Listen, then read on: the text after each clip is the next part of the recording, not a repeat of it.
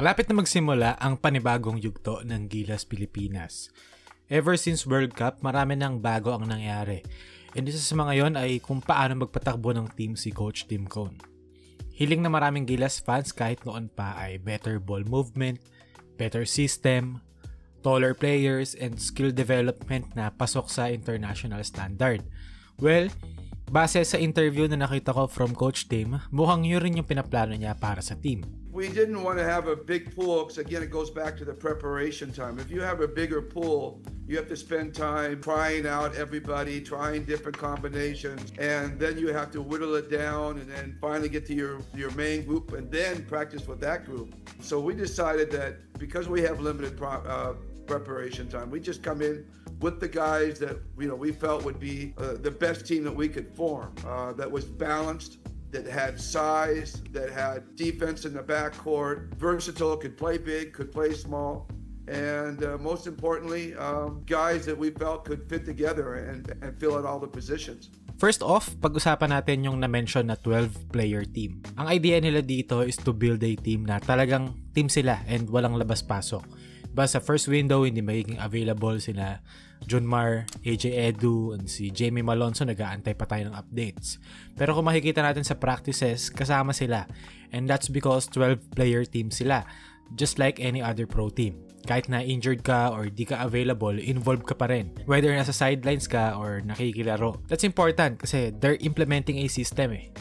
Sa ngayon, parang ang silip pakinggan na 12 ang pwedeng ilistang players pero 9 lang pwedeng maglaro. Pero sa long run, confident ako na magpe-pay off yan. Especially having the same 12 players for a long period of time.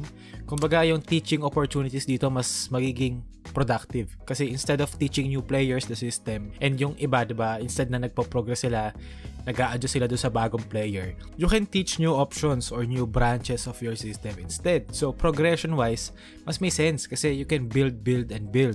Hindi yung every window may refresher and lahat mag-a-adjust tapos ang daming bago, diba?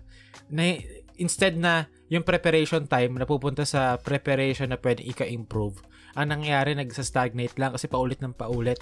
And isa pang na-mention dito ay versatility. That's true. I mean, kahit ako nung nakita ko yung lineup, inisip ko parang ang versatile ng lineup. Though kulang sa point guard, which is valid.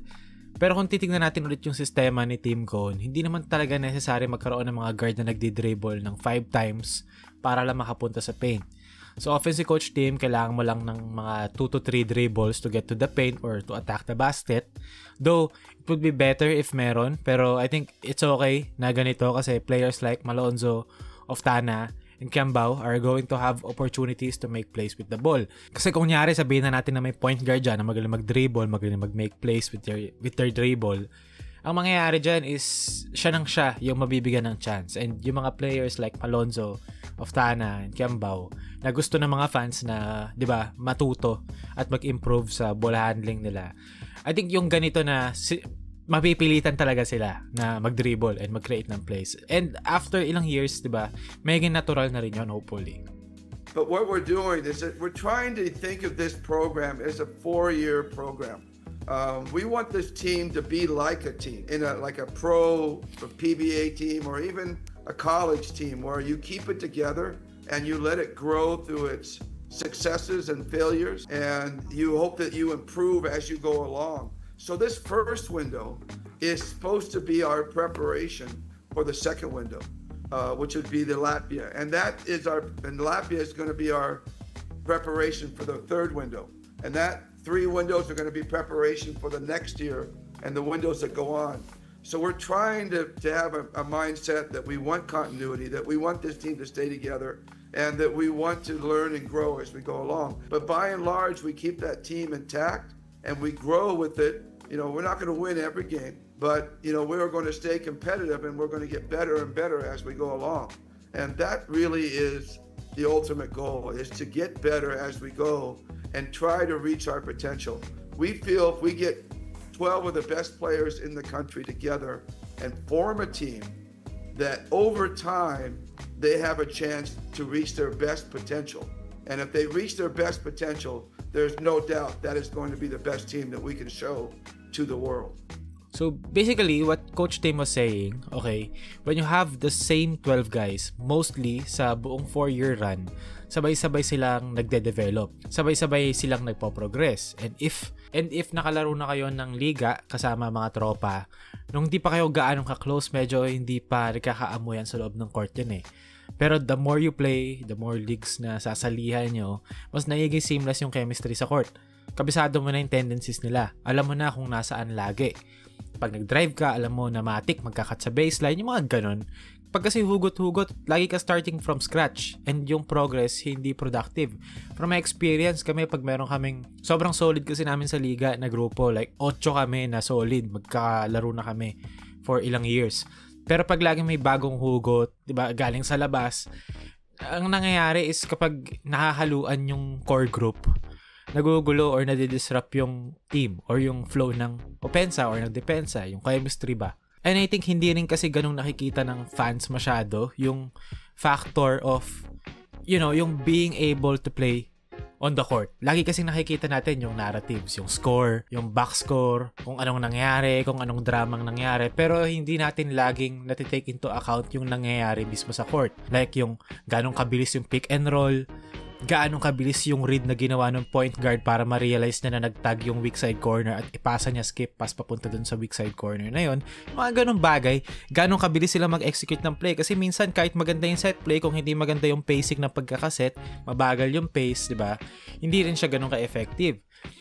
Yung mga ganong bagay, hindi lagi natitake into account. And I think sa ganitong paraan na magkakasama sila lagi, every window na sila throughout time, parang Hinebra team, magugulat ka na lang na number 1 sa assist lagi every conference. Magugulat ka na lang na hahanap nila yung isa kahit hindi nakatingin, kahit yung shot clock 24 seconds tapos 10 pasa gagawin. Yung mga ganun, nagagawa nila yun kasi kabisado na nila yung bawat isa. And kabisado na rin nila yung sistema na magagawa mo yun sa ganitong klaseng model.